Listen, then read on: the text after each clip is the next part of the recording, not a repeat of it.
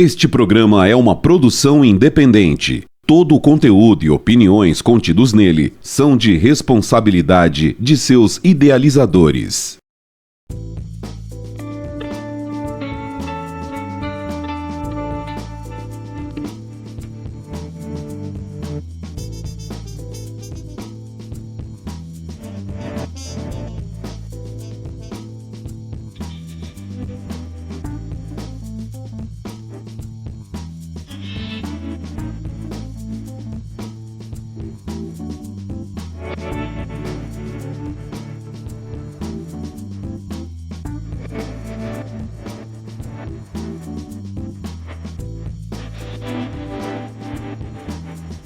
Há 8 anos, a ProSaúde cuida da sua família com carinho e prevenção.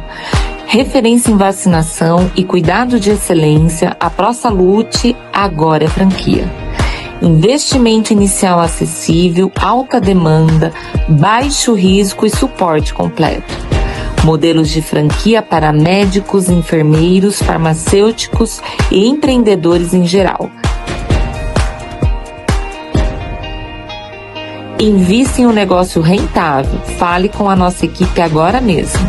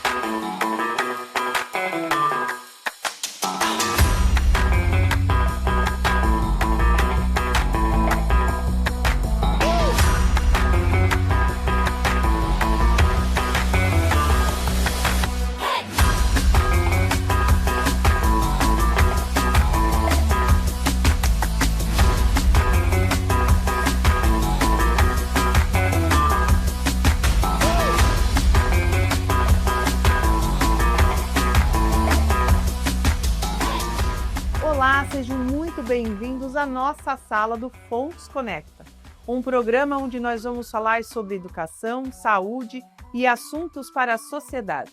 Eu sou Thaís Nogueira, psicopedagoga neurocognitiva do Espaço Fontes Educacionais, host do programa, e hoje nós vamos falar sobre um assunto muito importante: dores crônicas. Eu estou recebendo aqui na nossa sala maravilhosa, organizada pela Brasilina Tapeçarias e Decorações, a doutora Tayana, psiquiatra, e a fisioterapeuta Sara Barnabé, que vão trazer informações muito importantes para nós. E para você que sente aquela dorzinha que não tem fim, vamos entender um pouquinho dessa situação. Sejam muito bem-vindas, obrigada pela presença de vocês. Obrigada. Sara, um prazer tê-la aqui, a nossa parceira do Fontes Conecta. Doutora Tayana, seja bem-vinda. Explique um pouquinho para a gente o que é uma dor crônica.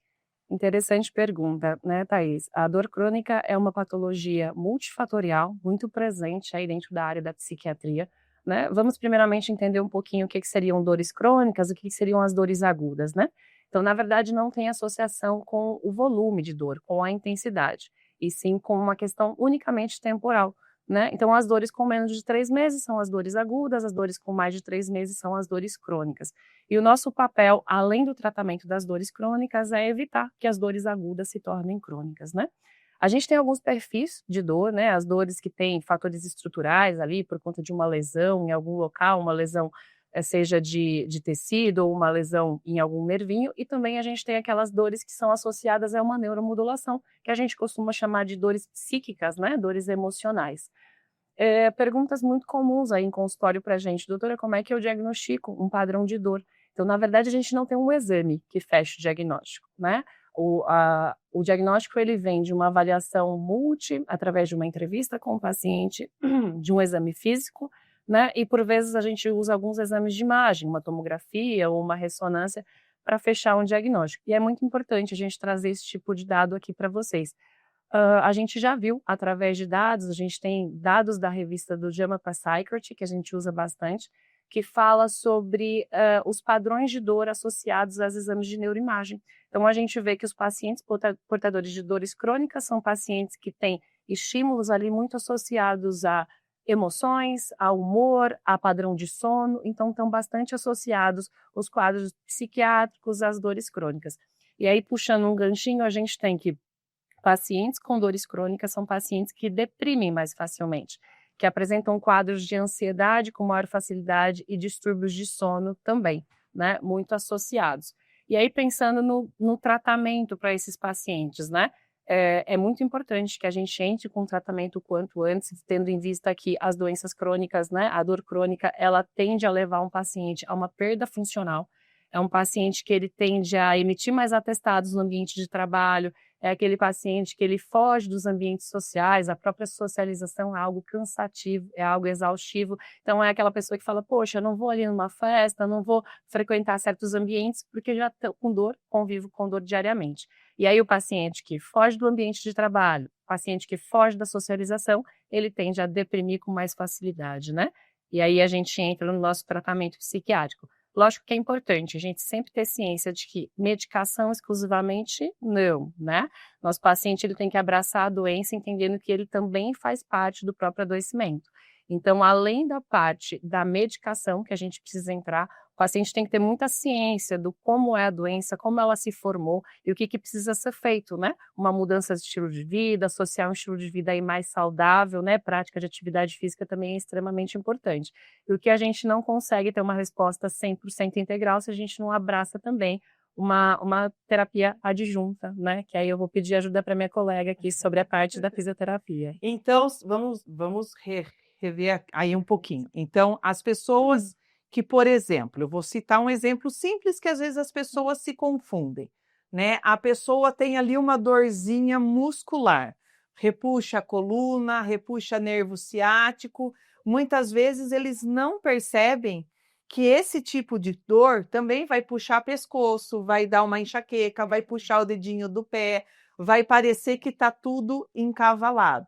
Eu acho que daí é onde entra o processo fisioterapêutico, né, Sara? Porque a pessoa vai precisar fazer um alongamento, vai precisar estruturar todo o corpo, porque a medicação ela vai, às vezes, mascarar este processo que precisa ser tratado. Com certeza.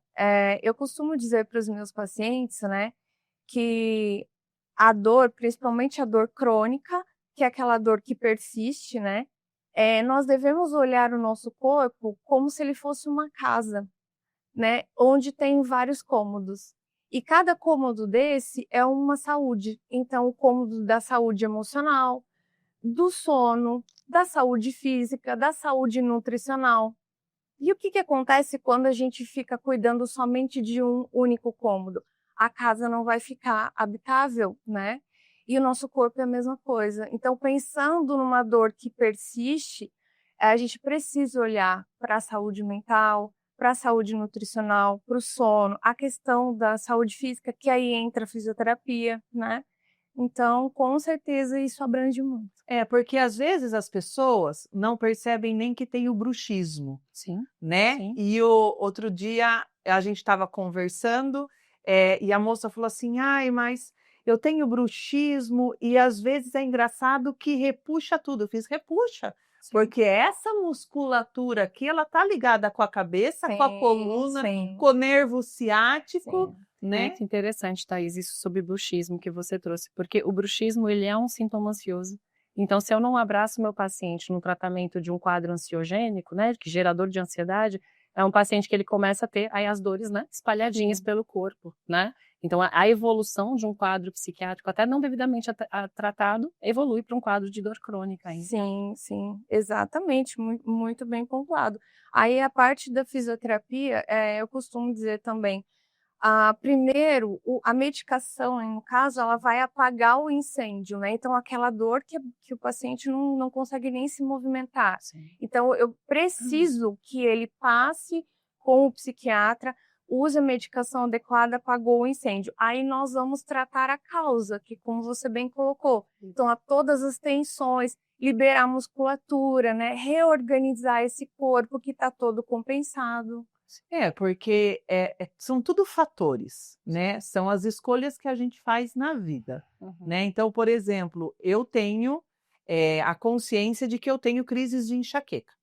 Então, eu não posso comer, ai, que delícia, uma pizza 4 queijos com uma taça de vinho, porque eu sei que são os gatilhos da minha enxaqueca. Então, ai, que delícia o macarrão instantâneo. Eu como sem o pozinho, porque eu tenho sódio combinado com outro fator, vai me dar crise de enxaqueca. É lógico que com bruxismo, com a dor na coluna, com um mal-estar, a gente às vezes perde a noção do que causa, né? Sim. Agora, um fator principal e primordial é não buscar o fisioterapeuta sem uma indicação e também não chegar no psiquiatra só para ter a medicação, né? Exato. Porque daí são fatores perdidos. Então, como que funciona essa junção mesmo da psiquiatria com a fisioterapia para que consiga tirar esse peso da dor crônica do corpo? O paciente, quando chega para mim, né, ele geralmente, com a dor crônica, ele já passou por vários médicos, às vezes vários profissionais, né? E aí eu costumo sempre falar sobre essa questão, vamos olhar o corpo como nossa casa, olhar ele com vários ângulos, né, vários cômodos, cuidar da qualidade de vida. E aí sim eu direciono. A gente vai fazer a fisioterapia, vai tratar ali aquela dor local, mas é importante olhar para os outros pontos. É interessante falar sobre isso, né? Às vezes o paciente ele entende que quando ele vem para o psiquiatra, na verdade é como se não tivesse mais o que fazer, e na verdade não. A gente faz um tratamento conjunto, né? Eu entro ali com as medicações, quebrando outro tabu, né? De que não são medicações antidepressivas, mas sim medicações que agem modulando ali, né? Ajudando o paciente a ter uma melhora do padrão de dor. E aí, junto, a físio, ela entra no sentido de justamente tratar a causa, né? Porque a gente entra com as medicações, elas vão mascarar, elas vão, né? Eu brinco que é como se eu tivesse uma casinha velha, fazendo uma analogia, tivesse uma casinha velha e passei uma tinta, né? A Sara já vem e ela desfaz essa casinha e reconstrói ela por inteiro. Então, o nosso papel, ele é conjunto, né? Ele tem que ser feito de forma junta. E hoje, pela experiência de vocês, quem sofre mais com as dores crônicas? A criança, que não tem hoje, infelizmente, a neurohabilidade do brincar, porque só fica, né, no celular, nos tablets, e a gente sabe que tem a questão dos tendões, né? O adulto, nessa faixa de estresse, burnout, né, ciclo de vida, ou a pessoa mais idosa, porque a gente sabe que os idosos têm uma regressão muscular, neural, estrutural. Então, hoje, qual seria a faixa etária mais importante para olhar esse lado da dor? Legal essa pergunta. Muito legal. Eu acho que, assim, na minha experiência, eu diria que são os adultos, né? Adulto jovem, exatamente, por toda essa carga, por toda coisa. E que as pessoas também carregam compensações e têm mais estresse no dia a dia, né? Normal.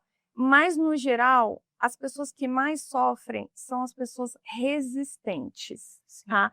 As que, às vezes, têm... enfim, tem uma resistência para procurar ajuda na saúde emocional. Acabam banalizando, né? Acreditando que sempre tive essa dor, sempre vou ter, então eu não não vou no psiquiatra. Chegamos a um corte do psiquiatra. Não, só tenho uma dor nas costas, por que eu vou no psiquiatra? É legal falar disso, porque quanto mais você é estimulado para dor, mais você cria uma memória de dor. A gente estava conversando sobre isso. Mais você cria uma memória de dor. Então, às vezes, estímulos que não são geradores de dor acabam te gerando dor porque você tem um estímulo para tal, né? E aí, puxando o engate da questão, né, da pergunta, qual seria a faixa etária? É mais o adulto jovem, é ele que tende a adoecer mais, porque é quem está mais exposto, né? O idoso, apesar de estar ali com uma perda de massa muscular, ele não está tão exposto, né? Questão, assim, de trabalho e tudo mais. E a criança, é interessante a gente incluir a criança hoje em dia, porque antes não se incluía. Não, porque a gente caía, a gente Não corria, a era gente incluída. levantava, Não era o né? tablet, Não não é era, celular, não. né? Então, Então, a infância é mais ativa, né? E mais diferente da infância de hoje. Sim. e aí pensar na necessidade de um estilo de vida saudável, que é o que a gente Sim, estava falando, né? exatamente. Com uma prática irregular de atividades. Sim. Muitas pessoas acreditam que o burnout seja apenas uma doença psicológica, emocional, mas eles não linkam com a fisioterapia, né, Sara? Porque não pensam nessa questão de que o nosso corpo também é um mecanismo para o burnout, Exato, né? sim. A falta do exercício, a falta do estímulo.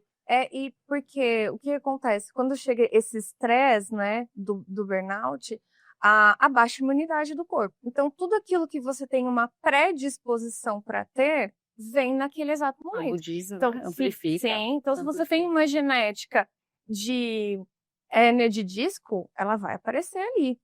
E aí, vamos complementar com a qualidade de vida. Se é sedentário, trabalha muito tempo sentado, tem uma postura ruim, vai desencadear exatamente nesse momento. O burnout, além disso, ele é uma doença pró-inflamatória. Então, ele tem um processo inflamatório. Eu sempre costumo brincar, do mesmo jeito que quando eu estou gripada, eu estou inflamado, o burnout é como se fosse uma inflamação a nível do sistema nervoso central. Então, eu preciso da ajuda de uma atividade física, de uma físio, para ajudar mesmo no processo de desinflamar. Então, de novo, não é só medicação. Precisa de medicação, eu não sou maluco, eu preciso de remédio, faz parte do meu tratamento, mas não é apenas, né? A gente precisa abraçar de uma forma mais multi. Eu passei por um burnout, eu passei por 2 burnouts. O primeiro foi na pandemia e eu tive uma estafa mental federal, aonde eu fiquei assim, eu não me lembro se foi 1 ou 2 dias sem dormir, mas foram assim, porque eu queria dar conta da aula online, na época eu era coordenadora, eu queria que amanhecesse e os pais já tivessem sabendo que o filho fez tarefa, Tudo né? pronto. Tudo pronto, tudo em ordem. E aí o mais recente foi em 2023, quando eu decidi mudar Sim. 360 a minha vida. E assim, eu tinha enxaquecas absurdas, Sim. eu tinha toda essa parte dura, tensionada, então eu não dormia direito, era mau humor, os sonhos repetitivos, né, que o nosso inconsciente vai trabalhando. E aí um dia uma colega psiquiatra falou para mim, você vai ter que escolher, Sim. ou você muda, ou você vai ter que tomar uma Acaba medicação. parando, né? Acaba parando. E aí foi onde eu fui atrás de uma massoterapia. Mudar o estilo de vida por completo. Mudei a alimentação, porque às vezes eu não almoçava, Sim. né, para dar conta de Sim. tudo. Então, hoje, 2 anos depois do último burnout, eu caminho 8 quilômetros 3 vezes por semana, eu controlo a minha alimentação, Vamos brincar que a gente é como se fosse uma máquina, né? Então a gente precisa dar assistência. Às vezes a gente quer andar no 200 por hora o tempo todo sem parar para dar uma assistência. A manutenção, né? Precisa o óleo, né? Então, muitas vezes as pessoas não têm esse olhar, né? E quem me parou foi a minha filha. Ela olhou para mim e falou assim, mãe, deu, né? A gente não enxerga. A gente Precisa de uma tem visão essa externa, uma noção. rede de apoio, né? Aí a minha filha que falou, mãe, deu, né? Aí eu falei, meu Deus, a minha filha está mostrando. E aí foi onde eu sentei com meu marido, sentei com a minha filha, que lá em casa a gente conversa tudo, e falei, todo mundo de acordo? Tá todo mundo de acordo, então vamos mudar. E foi a melhor coisa que aconteceu, porque hoje, doutora, eu consigo identificar onde estão vindo os meus gatilhos. Sim, Coisa que eu não sabia antes. E por isso é tão legal, né? Uma terapia para você se entender, se compreender, se conhecer. Eu brinco, a gente quer conhecer tanto o outro, né? Eu quero saber o que a Sara gosta, eu quero saber o que a Thaís gosta, mas e eu? Quem sou eu, né? Então, uma terapia, ela entra nesse sentido, né? Para te ajudar a se reconhecer por dentro. Então, doutora, hoje as pessoas acreditam que a psiquiatria é uma questão apenas de pessoas que têm problemas mentais, esquizofrenia, como antigamente, assim como a fisioterapia para quem se machucou, quebrou. Explica pouquinho sobre a importância da psiquiatria para o contexto geral, fora dessas classificações. Perfeito. Então, antigamente a gente via a psiquiatria mesmo como uma forma de tratamento de doenças mais crônicas, né? Casos de esquizofrenia, bipolaridades, quadros que se cronificam com maior facilidade. Hoje em dia, o Brasil está como primeiro lugar no mundo em quadros de depressão e terceiro lugar em quadros de É ansiedade. muita coisa. É muito alto, é muito alto. Em primeiro lugar no mundo. Então, assim, os transtornos de humor, eles são mais maleáveis para tratamento. Então, por que que eu preciso chegar na perda funcional, no final de linha do meu paciente para entrar com tratamento? Por que que eu não pego esse paciente logo no início? Quando eu percebo alguns indícios ali de um quadro mais ansioso, um quadro mais depressivo misto, por que que eu não entro ali nesse paciente? Se eu entrar ali, às vezes eu não preciso nem entrar com medicação, entende? Eu entro com o que a gente chama de mudança de estilo de vida, uma atividade física, uma terapia para se entender melhor, para entender que dinâmica de vida a gente está vivendo. Tem muitos pacientes que viram para mim e falam assim, eu acho que eu não estou vivendo a minha vida, eu estou vivendo o que as pessoas mandam eu viver. Para aí, vamos parar, vamos repensar essa vida, vamos ver o que faz sentido na tua vida, né? Então isso é muito importante. A gente não precisa esperar o paciente chegar no fim da linha para eu tratar. Naquele paciente depressivo que não sai da cama, que não consegue socializar, né? Não preciso chegar ali, eu posso pegar ali antes, entende? E não precisar, talvez, pesar tanto em medicação ou entrar com medicações ali um pouco menos, que tragam menos efeitos colaterais, Eu né? vou fazer um parêntese aí, antes da Sara entrar na fisioterapia, porque eu atendo, às vezes, crianças que os pais chegam para mim e falam assim, ele vai fazer a psicopedagogia, mas eu não quero laudo, porque eu não quero que ele tome remédio. Pronto. Aí eu falo assim, mas nem tudo é o remédio. Não. O Às remédio é a última opção. Vamos tentar uma terapia especializada, uma musicoterapia, tocar um Maravilhoso. instrumento. Tem criança nessa questão da ansiedade, do processo tensional.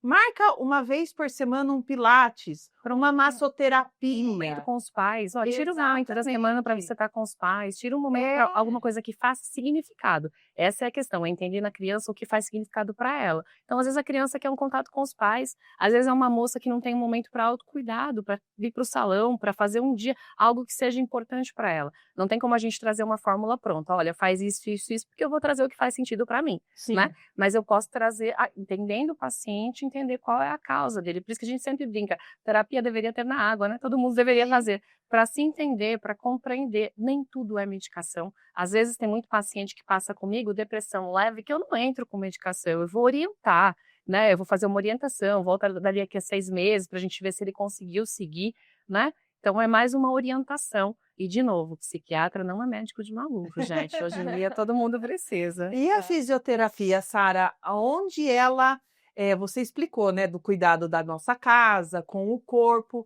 mas dentro de todo o processo fisioterapêutico, você lá no seu espaço, você trabalha com o Pilates também. Então, como é esse entendimento das pessoas hoje que o Pilates também é fisioterapêutico, também é um processo diferente? Porque às vezes fala assim, o Pilates é só para alongar. E a gente vê muito atleta que não dá conta de fazer Pilates, né?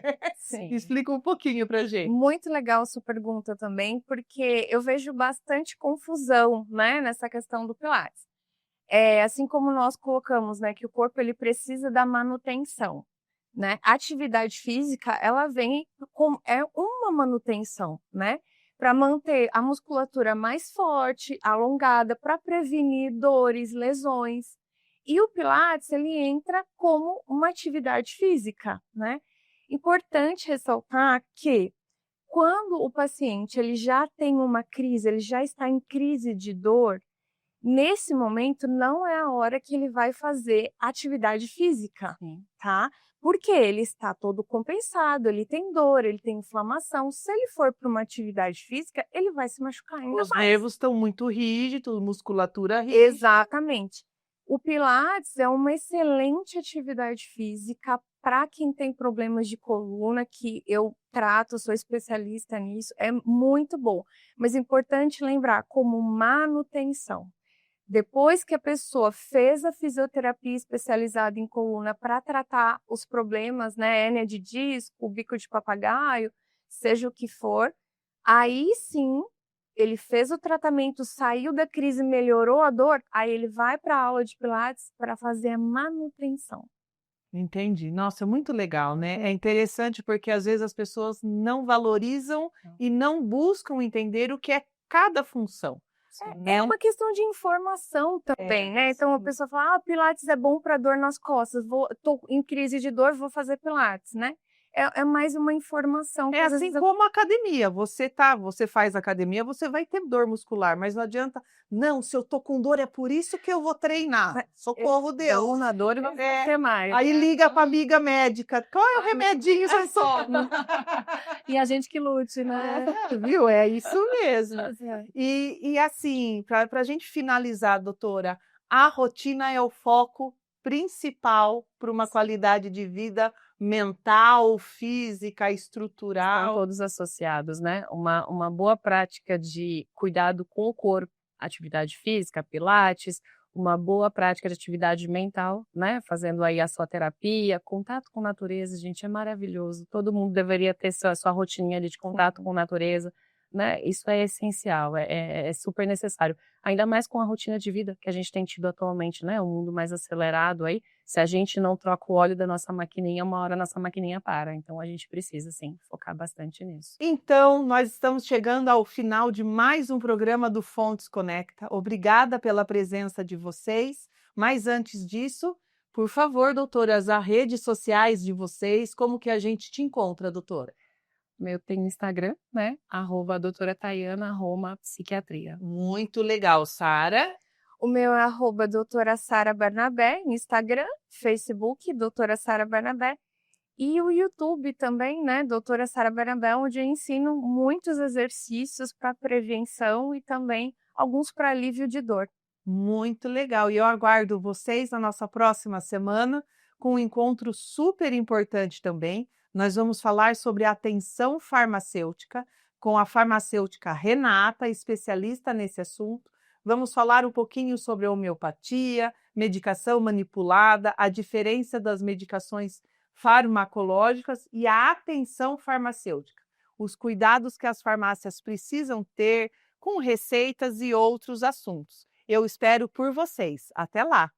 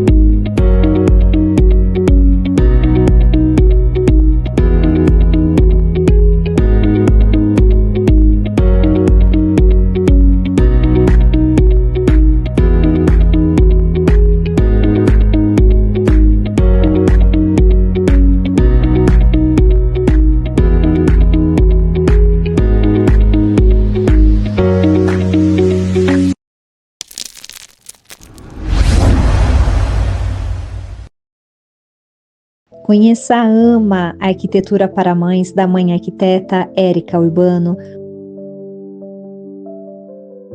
para oferecer uma arquitetura afetiva e acessível, especialmente para mães. Um ambiente por vez, através da consultoria exclusiva e personalizada, com meu atendimento direcionado para as necessidades de cada mulher em sua casa. Se está grávida, tem 1, 2, 3 filhos, se eles foram para a faculdade, o ninho ficou vazio, entre em contato.